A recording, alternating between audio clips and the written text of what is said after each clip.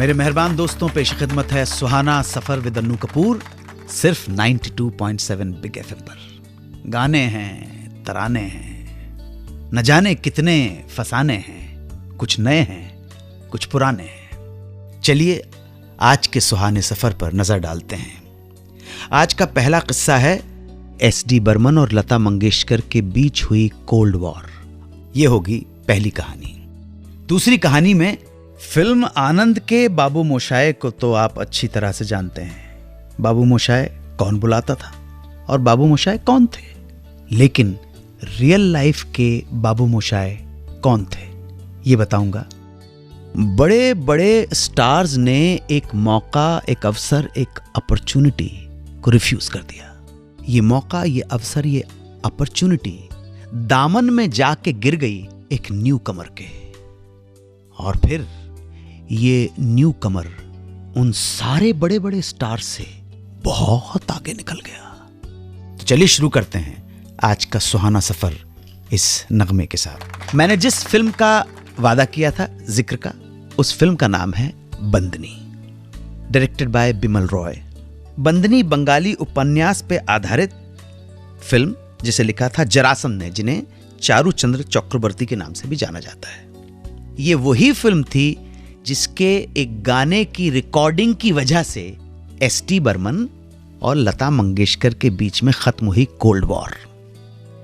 हुआ यह कि एसडी बर्मन और लता मंगेशकर के बीच में किसी कारणों से कुछ ऐसी अनबन हो गई, मनमुटाव हो गया, जिसकी वजह से दोनों ने यह निर्णय ले डाला, खासकर लता मंगेशकर ने, मैं कि दादा के लिए नहीं गाऊंगी। दादा भी बंगाली खोपड़ी, उसने कहा मुझे भी नहीं गवाना है। दोनों के बीच में अनबन हो गई और दोनों ने काफी समय तक एक दूसरे के साथ काम नहीं किया।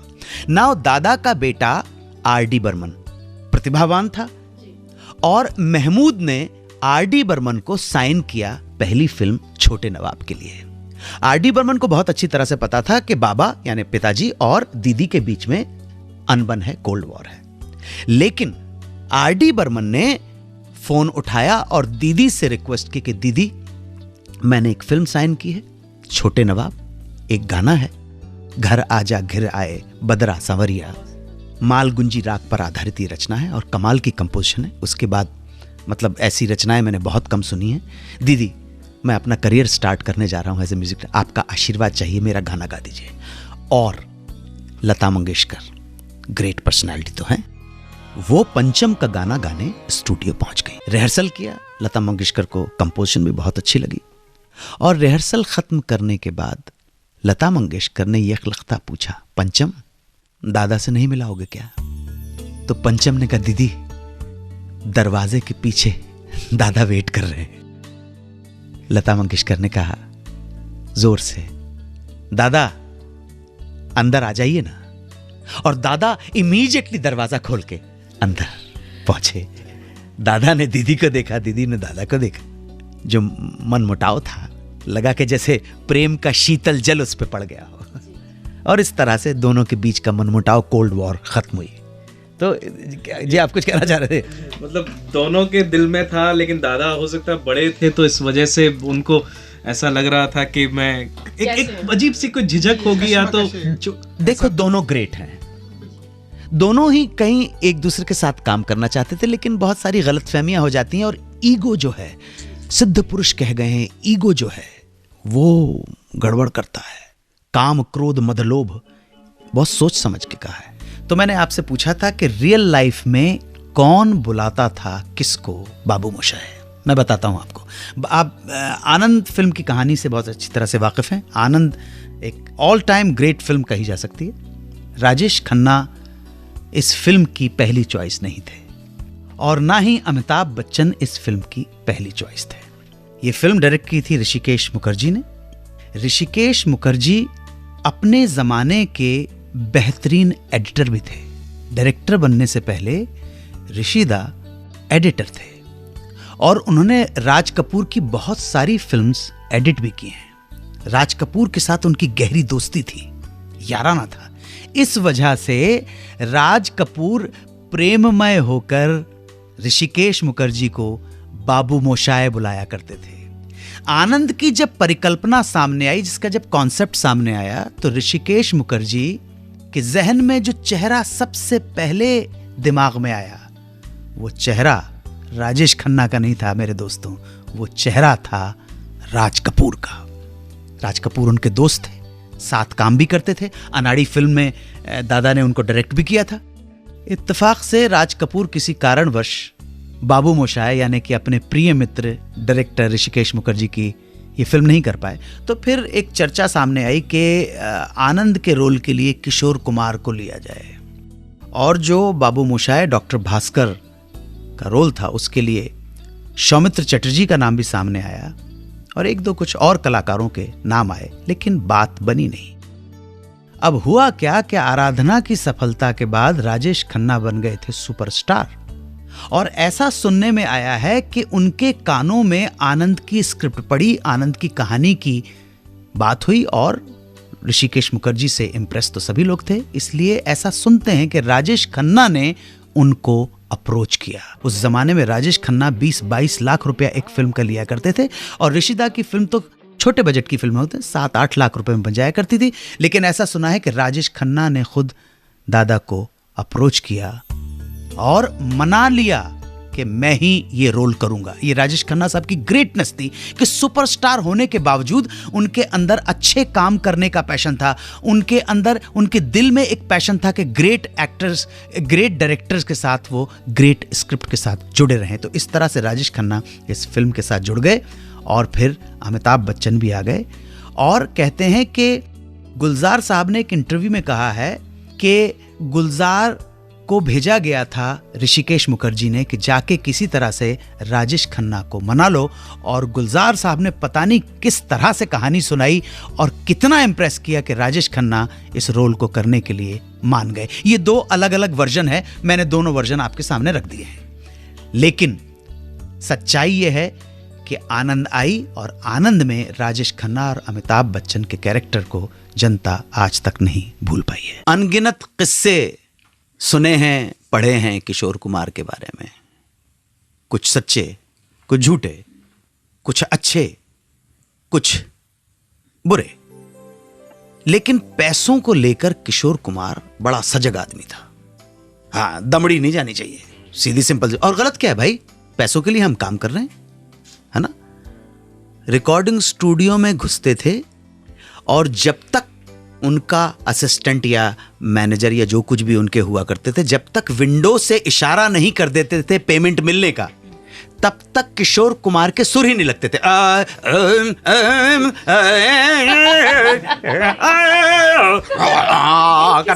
जी जी जी जी जी कि वो अपनी फिल्म कर रहे थे दूर गगन की छांव में, जो उनकी अपनी फिल्म थी, तो भूल गए कि प्रोड्यूसर मैं ही हूँ।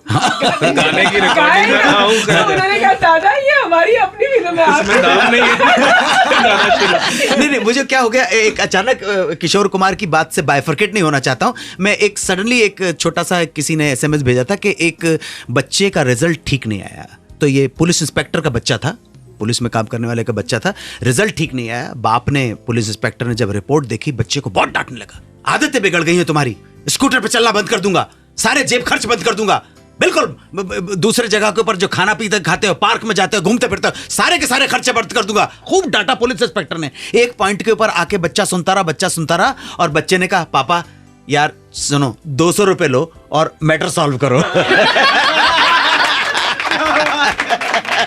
200 रुपए लो, मतलब बेटे को भी अपने पिता की हकीकत मालूम थी। तो ये किशोर कुमार भी भूल गया है। बहरहाल एक किस्सा ऐसा था कि उस फिल्म के अंदर किशोर कुमार के बड़े भाई दादा मुनि अशोक कुमार जी भी काम कर रहे थे, और प्रोड्यूसर पैसे को लेकर रोज बहाने और कुछ ना कुछ बनाता था। अशोक कुमार के कहने पर किशोर कुमार ने डेटें दे दी और कहा भाई मेरे को पैसा दे जा तो मैं तुझे शूटिंग पे पहुंचता हूं। प्रोड्यूसर ने कहा कि नहीं, आप सेट के ऊपर आ जाओ, मैं आपको पैसा दे दूंगा। निर्धारित समय पर किशोर कुमार सेट पे पहुंच गए। शॉट देने से पहले पैसा मैं सर पैसा अभी आ रहा है, ये पता नहीं क्या आदत है, कुछ लोगों की बहुत आदत है, मैं सच कह रहा हूं आपको। तो पैसा अभी आ रहा, आप शॉट लगाया, बस पैसा निकल गया, वह निकल गया सर, वो निकल गया, बैंक तो निकल गया जी, हुणे आंदो होगा जी, लै के अपने छोटे से बैग निकल बे, हुणे फोन किया सी, निकल गया। वो करते करते किशोर कुमार को मालूम था कि ये प्रोड्यूसर बेईमान प्रवृत्ति का है। दादा मुनि के कहने के ऊपर उन्होंने शॉट में जाना भी स्वीकार कर लिया। शॉट ये था कि ट्रॉली को शॉट लगी है और एक जगह से निकल के वो दरवाजे की तरफ चले जाते हैं और फिर वापस लौट के अपने डायलॉग बोलते हैं। तो पैसा नहीं आया बहुत वेट करने के बाद, और किशोर कुमार पैसे के लिए तो बिल्कुल और सही आदमी था, पैसे के लिए क्यों नहीं करेगा, ये शॉट के अंदर ही गए और दरवाजे पे पहुंच के टाई टाई बाबा कहते हुए चलेगा, फिर लौट के ही नहीं आए। यहाँ पे किशोर कुमार बिल्कुल सही है यार। मैं एक छोटी सी बात और सर बताता हूँ किशोर जी की। मैंने पढ़ा था कि दादा मुनि जब उनसे गाना सुना करते थे ना, तो उसके भी पैसे वो ले लिया करते थे। क्योंकि क्या हुआ, उससे पूछते थे कि भाई गाना सुनाओ, तो पूछते थे कौन सा, तो बोले सैगल का अगर सुनना है तो 5 आने लगेंगे, और इसका दादा मुनि का सुनना है तो 1 आने में सुना दूंगा।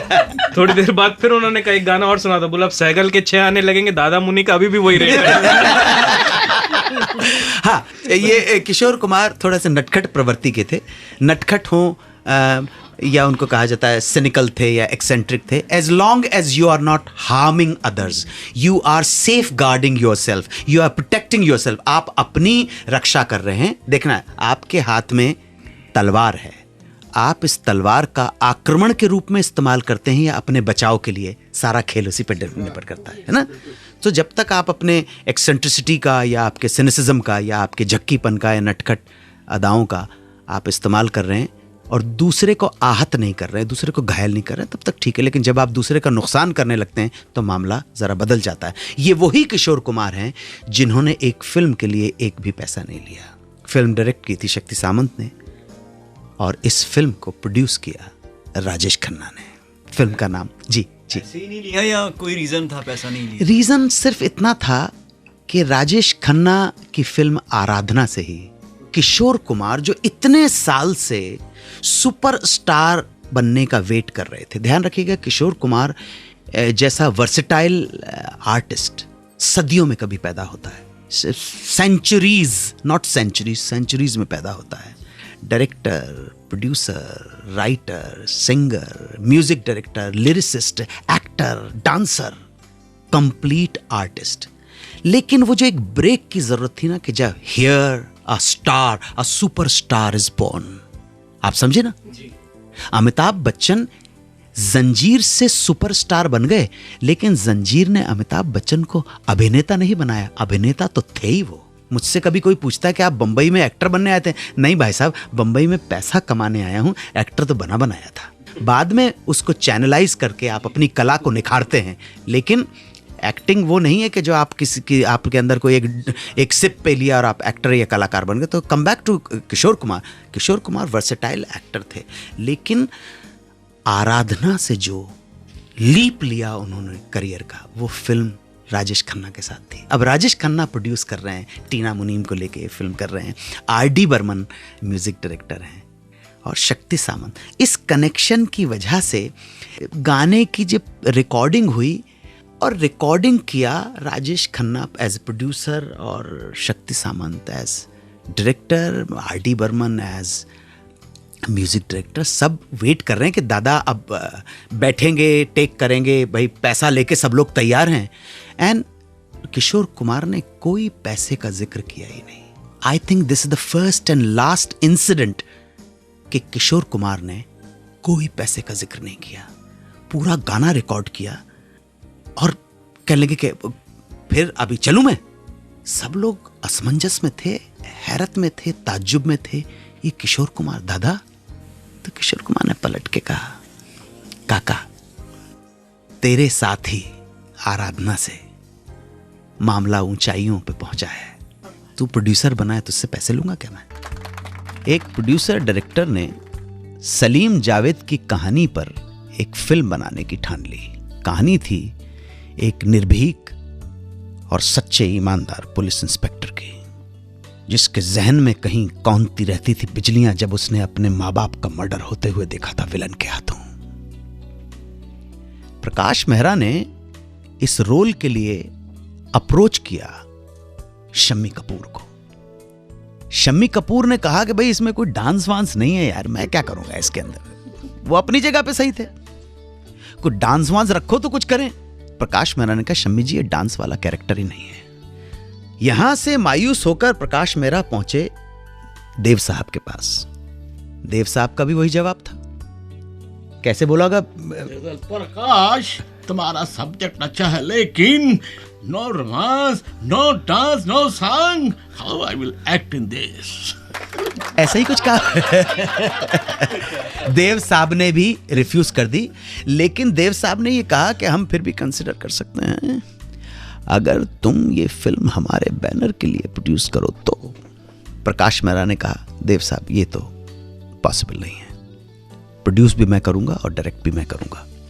दूसरी निराशा के बाद पहुंचे प्रकाश मेहरा राजकुमार के पास।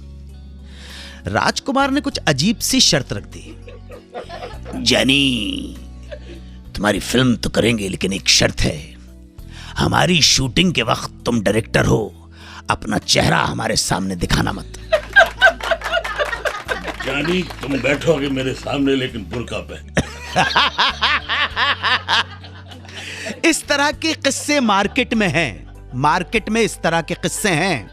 हर तरफ से निराश जब हो गए, 3 जगह पे प्रोड्यूसर डायरेक्टर जाएगा और तीनों हीरो रिफ्यूज कर देंगे, तो आप प्रकाश मेहरा के मन की हालत अच्छी तरह से समझ सकते हैं। पता नहीं कैसे प्राण साहब ने इनको रेकमेंड किया एक नाम, एक न्यू कमर का, दिखने में ओके, कन्वेंशनल लुक के हिसाब से कोई ग्रेट पर्सनैलिटी नहीं, लंबा चौड़ा, लंबी लंबी टांगे। प्राण साहब ने कहा प्रकाश इस लड़के के अंदर, इसकी आंखों में मैंने जुनून देखा है, आग देखी है। प्रकाश मेहरा ने इस न्यू कमर को बुलाया, इसका स्क्रीन टेस्ट लिया और इसको साइन कर ली। प्रकाश मेहरा ने न्यू कमर को बुलाया, इसकी 1-2 फिल्में रिलीज हो चुकी थी, देखा उसका काम, फाइट वाइट अच्छी करता है ये, और प्राण साहब ने रेकमेंड भी कर दिया था। स्क्रीन टेस्ट के बाद इसको साइन कर लिया। फिल्म की शूटिंग शुरू हुई। इस फिल्म में ओम प्रकाश जी का भी एक अच्छा रोल था। मैंने विश्वसनीय सूत्रों से सुना है कि फिल्म की शूटिंग के दौरान एक सीन शॉट देने के बाद ओम प्रकाश जी ने प्रकाश मेहरा को कहा प्रकाश जरा रुकना, एसटीडी का चलन नहीं था, मुझे गेट पर जाके एक ट्रंक कॉल मिलाना है। ओम प्रकाश जी ने अब के चेन्नई तब के मद्रास ट्रंक कॉल मिलाया, जहां एवीएम स्टूडियो में दिलीप कुमार साहब शूटिंग कर रहे थे। ओम प्रकाश जी ने दिलीप कुमार को फोन पे बताया कि यूसुफ, इंडस्ट्री में तुम्हें टक्कर देने वाला कोई आ गया है। यूसुफ साहब ने सुना कि कौन? कहने इस लड़के का नाम है अमिताभ बच्चन। तुम्हारा नाम शेर खान है? इस इलाके में नए आए हो साहब, वरना शेर खान को कौन नहीं जानता। खैर अब मुलाकात हो गई। जब तक बैठने को न कहा जाए शराफत से खड़े रहो। ये पुलिस स्टेशन है, तुम्हारे बाप का घर नहीं है। और यहीं से इंडस्ट्री का एक नया दौर शुरू हुआ। यहीं से एक नई इमेज जनता के सामने आई। ध्यान रहे, उससे पहले इमेज थी लवर बॉयज की, रोमांटिक हीरोज की। लवर बॉय की नेक्स्ट डे लवर बॉय की इमेज को लेके आया था राजेश खन्ना। Romantic hero Dev Anand, Joy Mukherjee, Shammi Kapoor, Vishwajeet. यहां से आया एक एंग्री यंग मैन। और बात उसके बाद तो कहते हैं ना, rest is history. History Amitabh Bachchan. Salute Amitabh Bachchan को, सल्यूट उनकी फनकारी और कलाकारी को। जी आप कुछ के, मुझे लग रहा है एहसान भाई आप कुछ शेर याद आ रहा है मुझे मालूम जी। और जब ये फिल्म सुपर डुपर हिट हुई तो अमिताभ बच्चन जी ने प्रकाश मेहरा को शेर सुनाया, जब तक बिके न थे तो कोई पूछता न था। जब तक बिके न थे तो कोई पूछता न था, आपने खरीद कर मुझे अनमोल कर दिया। सुभाष घई फिल्म कालीचरण से डायरेक्टर बने और इंडस्ट्री में अपना मकाम बनाया। कालीचरण में उनके कालीचरण थे शत्रुघ्न सिन्हा। इस फिल्म की सफलता के बाद इस जोड़ी ने एक और जबरदस्त हिट फिल्म दी, विश्वनाथ, जिसका एक डायलॉग आज भी पॉपुलर है। जली को आग कहते हैं, बुझी को राख कहते हैं, जिस राख से बारूद बने उसे विश्वनाथ कहते हैं। ये सिलसिला आगे बढ़ा और इस जोड़ी ने गौतम गोविंदा में भी साथ काम किया और इनकी सफल जोड़ी की हैट्रिक बनी। इसके बाद सुभाष घई ने एक और फिल्म बनाने का फैसला किया, लेकिन इस फिल्म में उन्होंने लगातार 3 फिल्मों के अपने हीरो शत्रुघ्न सिन्हा को नहीं लिया, क्योंकि उन्हें लगा कि इस रोल में शत्रुघ्न सिन्हा इस फिल्म के मेन रोल में फिट नहीं होंगे, क्योंकि इस फिल्म का हीरो एक सफल गायक और परफॉर्मर है। सुभाष घई को लगा कि शायद शत्रुघ्न सिन्हा गिटार बजाते हुए नाचते हुए ठीक नहीं लगेंगे, और इसीलिए उन्होंने इस फिल्म के लिए साइन किया ऋषि कपूर को, जो उनके हिसाब से इस फिल्म के लिए आइडियल चॉइस थे। और इस तरह से सुभाष घई ने टाटा गुड बाय कर दिया शत्रुघ्न सिन्हा। मगर इस तरह शुरुआत हुई 1980 की सबसे बड़ी म्यूजिकल फिल्म कर्ज की। कर्ज ही वो फिल्म थी जिसने सुभाष घई की गिनती यश चोपड़ा और राज कपूर की श्रेणी में करवा दी। इस फिल्म में हीरोइन के लिए लिया गया देवानंद की खोज टीना मुनीम को, जिन्हें अब टीना अंबानी के नाम से जाना जाता है। इसी फिल्म से सुभाष घई ने सिमी ग्रेवाल को भी सिमी के फिल्मी करियर का वो रोल दिया जिसके लिए वो आज भी जानी जाती हैं, सरजू डाकी नौकरानी कामिनी। लक्ष्मीकांत प्यारेलाल के संगीत ने पूरी दुनिया में धूम मचा दी। इस फिल्म का हर गीत अपने आप में बेमिसाल था। वैसे इस बात का अंदाजा आप इस बात से लगा सकते हैं कि इस फिल्म के तकरीबन हर गीत की पहली लाइन या टैग लाइन पे कई प्रोड्यूसर्स ने अपनी फिल्मों के नाम रखे। गौरतलब है, पैसा ये पैसा फिल्म का गीत है, मैं 16 बरस की फिल्म का नाम है, ओम शांति ओम फिल्म का नाम है, दर्दे दिल फिल्म का नाम है, और एक हसीना थी एक दीवाना था। ये सभी गीत फिल्म कर्ज के हैं और इन सभी के नाम पर फिल्में भी बन चुकी हैं। इस फिल्म के लिए लक्ष्मीकांत प्यारेलाल को उनका 7वां फिल्म फेयर अवार्ड दिया गया, जो उनके लिए एक रो में 4था अवार्ड था। लगातार 4 अवार्ड। कर्ज के बाद उन्हें कभी यह अवार्ड नहीं मिल पाया। वैसे तो जिक्र कर चुके हैं फिल्म यादों की बारात का, उसके म्यूजिक का, कंपोजिशंस का। म्यूजिक डायरेक्टर थे R.D. बर्मन। R.D. बर्मन के बहुत सारे म्यूजिशियंस में जो म्यूजिशियन उनके बहुत करीब थे, क्लोज थे, वो म्यूजिशियन भी थे, सिंगर भी थे। ऑलरेडी हकीकत से अपना सिंगिंग का करियर स्टार्ट कर चुके थे और परिचय के लिए बेस्ट सिंगर का नेशनल अवार्ड भी प्राप्त कर चुके थे, भूपेंद्र सिंह। तो भूपेंद्र सिंह ये गीत में टेक बजा रहे थे। भूपेंद्र सिंह गिटार बहुत अच्छा बजाते हैं, आला दर्जे के गिटारिस्ट। गाने की रिकॉर्डिंग के दौरान R.D. बर्मन ने भूपेंद्र से कहा कि भूपेंद्र, ये जो टेक बजाया है, जो कंपोजिशन रिकॉर्ड की है, चुरा लिया है तुमने जो दिल को, ये कंपोजिशन तूने कहां सुनी है? अगर तू मुझे बता देगा 24 घंटे में तो मैं तुझे 100 रुपए दूंगा। भूपी साहब ने दिमाग पे बड़ा जोर लगाया, लेकिन पता नहीं कर पाए कि ये कंपोजिशन या ये स्वर लहरी उन्होंने कहां सुनी थी। 24 घंटे के बाद उन्होंने सरेंडर कर दिया और उन्होंने R.D. बर्मन से कहा कि पंचम, मुझे तो समझ में नहीं आ रहा, तुम बताओ। तब R.D. बर्मन ने कहा कि जो गीत है चुरा लिया है तुमने जो दिल को, उसकी स्वर लहरी मैं इंस्पायर्ड हुआ हूं 1969 की film this must be Belgium के एक कंपोजिशन से, जिसके बोल थे if it is Tuesday this must be Belgium. चुरा लिया है तुमने जो दिल को, ये गीत और इसकी स्वर रचना बेस्ड है इस कंपोजिशन पर। ये 1969 में एक फिल्म आई थी दिस मस्ट बी बेल्जियम, उसका एक गीत था if it's Tuesday this must be Belgium. और इस तरह से राहुल देव बर्मन ने अपने दोस्त म्यूजिशियन को ही बता दिया कि वो कहां से इंस्पायर हुए थे। आज मैं आपसे विदा लेता हूं इस वादे के साथ कि सांसें रहीं तो फिर सेवा करने हाजिर हो जाऊंगा, सुनाऊंगा कहानियां उस प्रोग्राम में जिसका नाम है सुहाना सफर विद अन्नू कपूर। मेरे प्रणाम स्वीकार करें। जय हिंद, वंदे मातरम।